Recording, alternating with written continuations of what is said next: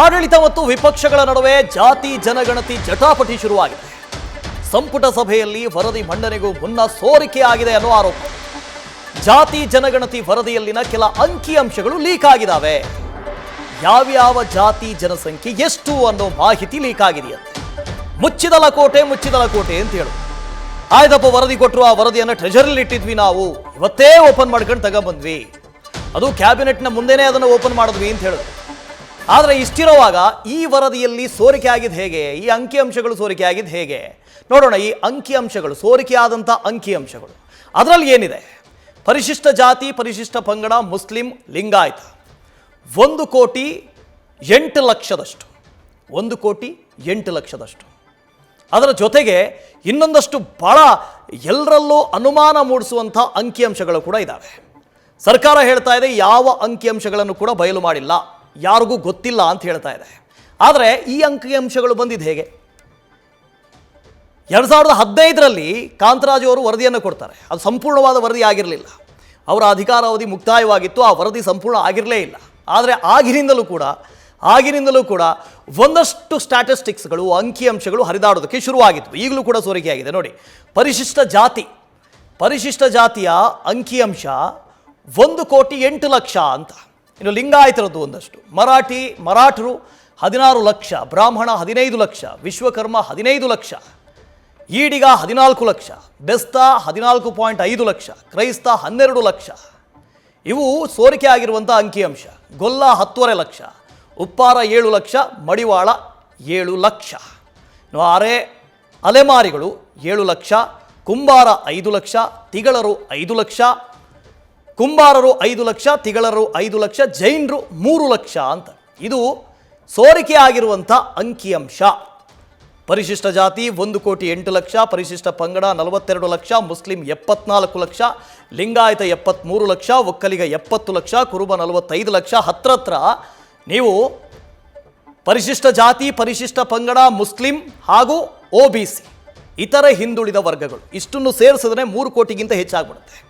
ಇದು ಸೋರಿಕೆ ಆಗಿರುವಂಥ ಅಂಕಿಅಂಶ ಅಂತ. ಹರೀಶ್ ಇದ್ರ ಬಗ್ಗೆ ಡೀಟೇಲ್ಸ್ ಅನ್ನು ಕೊಡ್ತಾರೆ, ಮತ್ತೆ ನಮ್ಮ ಜೊತೆ ಜಾಯಿನ್ ಆಗ್ತಾ ಇದ್ದಾರೆ. ಹರೀಶ್, ಈಗ ಹೇಳ್ತಾ ಇದ್ದಾರೆ ಮುಚ್ಚಿದ ಲಕೋಟೆ, ಓಪನ್ನೇ ಆಗಿಲ್ಲ, ಕೇವಲ ಅಕ್ಸೆಪ್ಟ್ ಮಾಡ್ಕೊಂಡಿದ್ದೀವಿ ಅಂತ. ಈ ಅಂಕಿಅಂಶಗಳು ಹೇಗೆ ಸೋರಿಕೆ ಆಯಿತು ಅಂತ?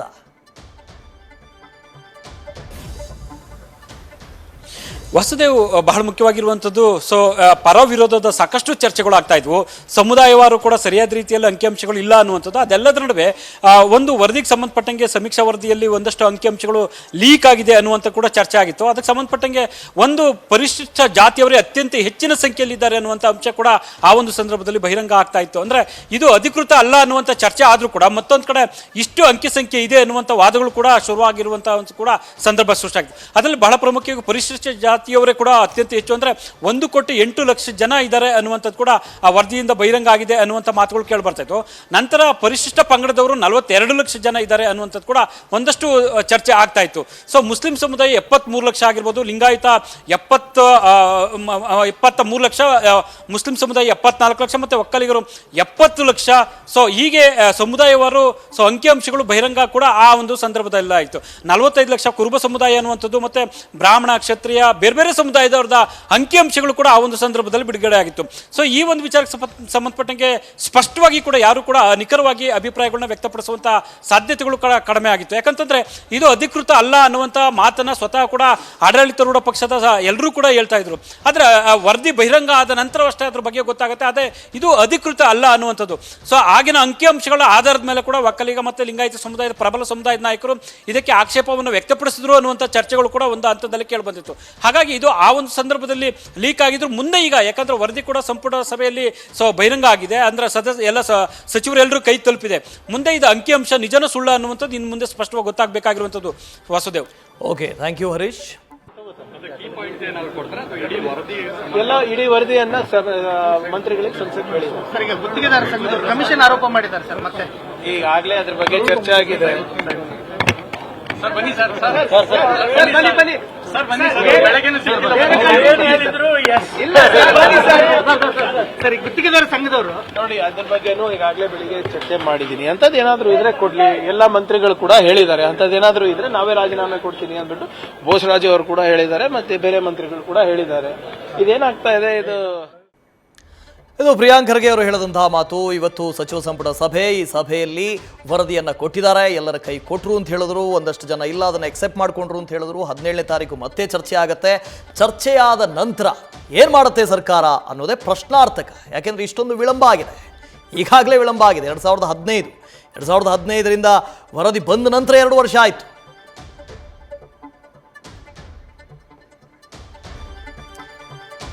ಈಗಾಗಲೇ ಕಾಂಗ್ರೆಸ್ ಹೇಳ್ತಾ ಇತ್ತು ಜಿತನಿ ಆಬಾದಿ ಉತನಿ ಹಕ್ ಅಂತ. ಅಂದರೆ ಲೋಕಸಭೆ ಚುನಾವಣೆಯಲ್ಲೂ ಕೂಡ ಇದನ್ನೇ ಹೇಳ್ತು, ವಿಧಾನಸಭೆ ಚುನಾವಣೆಯಲ್ಲೂ ಕೂಡ ಇದನ್ನೇ ಹೇಳ್ತು. ಜನಸಂಖ್ಯೆಯ ಆಧಾರದಲ್ಲಿ ನಾವು ಮೀಸಲಾತಿಯನ್ನು ಕೊಡ್ತೀವಿ.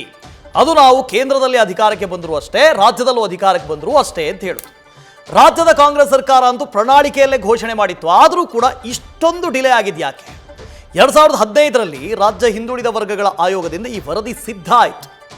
ಕಾಂತರಾಜು ಅವರು ಇದ್ರು ಅಧ್ಯಕ್ಷರಾಗಿ. ಖರ್ಚಾಗಿದ್ದೆಷ್ಟು? 169 ಕೋಟಿ ರೂಪಾಯಿ. 169 ಕೋಟಿ ರೂಪಾಯಿ ವೆಚ್ಚ ಆಗಿತ್ತು ಈ ಸಮೀಕ್ಷೆಗೆ. ಜಾತಿ ಜನಗಣತಿ ಸಮಿತಿಗೆ ಎಚ್ ಕಾಂತರಾಜು ಅವರನ್ನು ನೇಮಕ ಮಾಡಲಾಗಿತ್ತು. ಕಳೆದ 2014ರಲ್ಲಿ ಸಿದ್ದರಾಮಯ್ಯ ಸಿಎಂ ಆಗಿದ್ದಾಗ ಕಾಂತರಾಜು ಅವರನ್ನು ನೇಮಕ ಮಾಡಿದ್ರು. ಸತತ ಗಣತಿ ಕಾರ್ಯ ನಡೆಸಿ ವರದಿಯನ್ನು ಕೂಡ ಆ ಆಯೋಗ ಸಿದ್ಧಪಡಿಸಿತು. 2015ರಲ್ಲಿ ವರದಿ ಸಿದ್ಧವಾದರೂ ಕೂಡ ಸರ್ಕಾರಕ್ಕೆ ಸಲ್ಲಿಸೋದಕ್ಕೆ ಸಾಧ್ಯವಾಗಿರಲಿಲ್ಲ. ಅದೊಂದು ಟ್ಯಾಲಿ ಇನ್ನೊಂದು ಮತ್ತೊಂದು ಮಾಡೋದೆಲ್ಲ ಕೆಲಸ ಇತ್ತು, ಹಾಗೆ ಉಳ್ಕೊಂಡಿತ್ತು. ಹಾಗಾಗಿ ಸರ್ಕಾರಕ್ಕೆ ಅದನ್ನು ಸಬ್ಮಿಟ್ ಮಾಡಿರಲಿಲ್ಲ. ಇನ್ನು ಕಳೆದ 2024 ಫೆಬ್ರವರಿ 29ರಂದು ಮುಚ್ಚಿದ ಲಕೋಟಿಯಲ್ಲಿ ಈ ವರದಿಯನ್ನು ಸಲ್ಲಿಕೆ ಮಾಡ್ತಾರೆ. ಯಾರು ಮಾಡ್ತಾರೆ? ಕಾಂತರಾಜು ಅವರಲ್ಲ, ಜಯಪ್ರಕಾಶ್ ಹೆಗಡೆ ಅವರು ಮಾಡ್ತಾರೆ. 2019ರಲ್ಲಿ ಅಧ್ಯಕ್ಷರು ಬದಲಾಗ್ತಾರೆ. ಜಯಪ್ರಕಾಶ್ ಹೆಗಡೆ ಅವರು ಶಾಶ್ವತ ಹಿಂದುಳಿದ ಆಯೋಗಗಳ ಅಧ್ಯಕ್ಷರಾಗ್ತಾರೆ. ಅಧ್ಯಕ್ಷರಾದ ನಂತರ ಏನು ಅಪೂರ್ಣವಾಗಿ ಉಳಿದಿತ್ತಲ್ಲ ಆ ಕೆಲಸವನ್ನು ಪೂರ್ಣ ಮಾಡ್ತಾರೆ. ಪೂರ್ಣ ಮಾಡಿದ ನಂತರ ಸರ್ಕಾರಕ್ಕೆ ಅದನ್ನು ಕೊಡ್ತಾರೆ. ಕಳೆದ ಅಕ್ಟೋಬರ್ನಲ್ಲೇ ಸಂಪುಟದಲ್ಲಿ ಮಂಡನೆಗೆ ಮುಂದಾಗಿತ್ತು ಸಿಎಂ. ಆದರೆ ಮತ್ತೆ ಕೊನೆ ಗಳಿಗೆಯಲ್ಲಿ ಮುಂದೂಡಿಕೆ ಮಾಡಲಾಗಿತ್ತು. ಒಂದಷ್ಟು ರಾಜಕೀಯ ಕಾರಣಗಳು, ಯಾರಿಗೆ ಪೊಲಿಟಿಕಲ್ ಡಿವಿಡೆಂಡ್ ಸಿಗುತ್ತೆ, ಯಾರಿಗೆ ಸಿಗೋದಿಲ್ಲ, ಲೋಕಸಭೆ ಚುನಾವಣೆ ಬೇರೆ, ಇದೆಲ್ಲವನ್ನ ಇಟ್ಕೊಂಡು ಮುಖ್ಯಮಂತ್ರಿಗಳು ಅದನ್ನು ಮುಂದಕ್ಕೆ ತಳ್ಳೋದು. ಇನ್ನು ವರದಿಯ ಸಂಪುಟ ಸಭೆಯಲ್ಲಿ ಮಂಡನೆಗೆ ಪ್ರಯತ್ನಿಸಿದ್ರೂ ಕೂಡ ಸಾಧ್ಯವಾಗಿರಲಿಲ್ಲ. ಒಂದು ವೇಳೆ ಆಗಲೇ ವರದಿಯನ್ನು ಸಲ್ಲಿಕೆ ಮಾಡಿದ್ದಿದ್ರೆ ಇಷ್ಟೊತ್ತಿಗೆ ಚರ್ಚೆ ಆಗಿ ಜಾರಿಯಾಗಬೇಕಾಗಿತ್ತು. ಆದರೆ ಜಾರಿ ಆಗಿಲ್ಲ.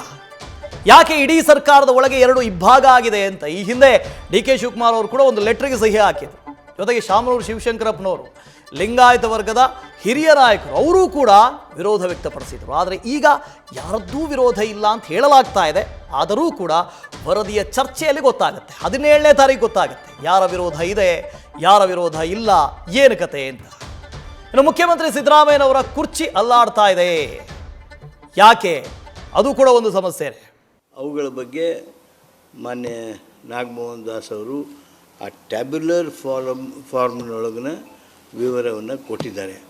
ಈ ಗಂಭೀರವಾಗಿರ್ತಕ್ಕಂಥ ವರದಿಯ ಹಿನ್ನೆಲೆಯೊಳಗೆ ರಾಜ್ಯ ಸಚಿವ ಸಂಪುಟ ಇವತ್ತು ಈ ಒಂದು ವಿಚಾರಣಾ ಆಯೋಗದ ವರದಿ ಮೇಲೆ ನಾವು SITಯನ್ನು, ಸ್ಪೆಷಲ್ ಇನ್ವೆಸ್ಟಿಗೇಷನ್ ಟೀಮನ್ನು ಕಾನ್ಸ್ಟಿಟ್ಯೂಟ್ ಮಾಡಬೇಕು. ಇದರಲ್ಲಿ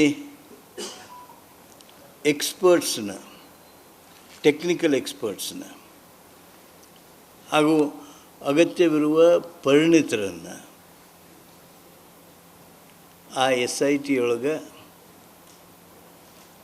ಹಾಕಬೇಕು.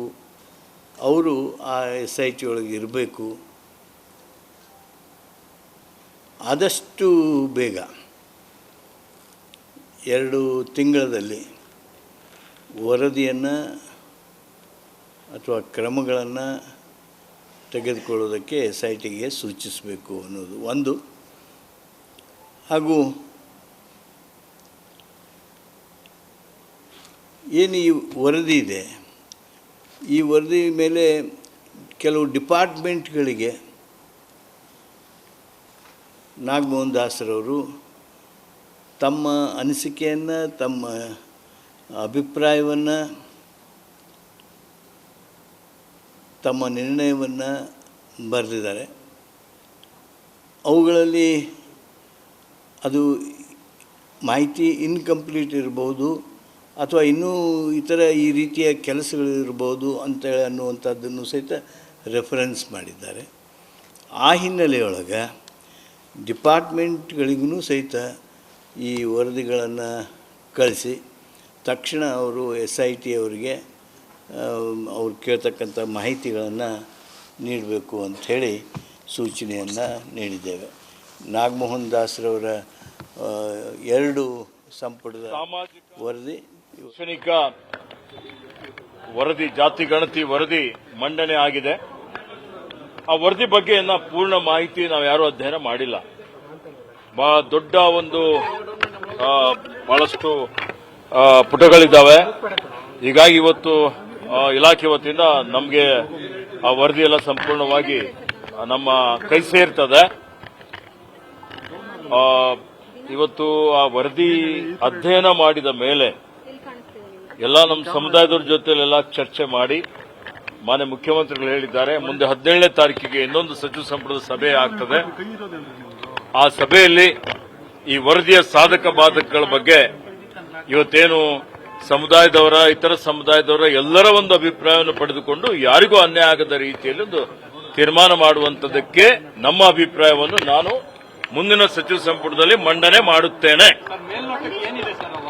ಏನು ನೋಡಿಲ್ಲಲ್ಲ, ಅಧ್ಯಯನ ಮಾಡಿಲ್ಲ. ನ್ಯೂಸ್ ಫಸ್ಟ್ ನಿರ್ಭೀತಿಯಿಂದ ನಿಮ್ಮ ಪರವಾಗಿ.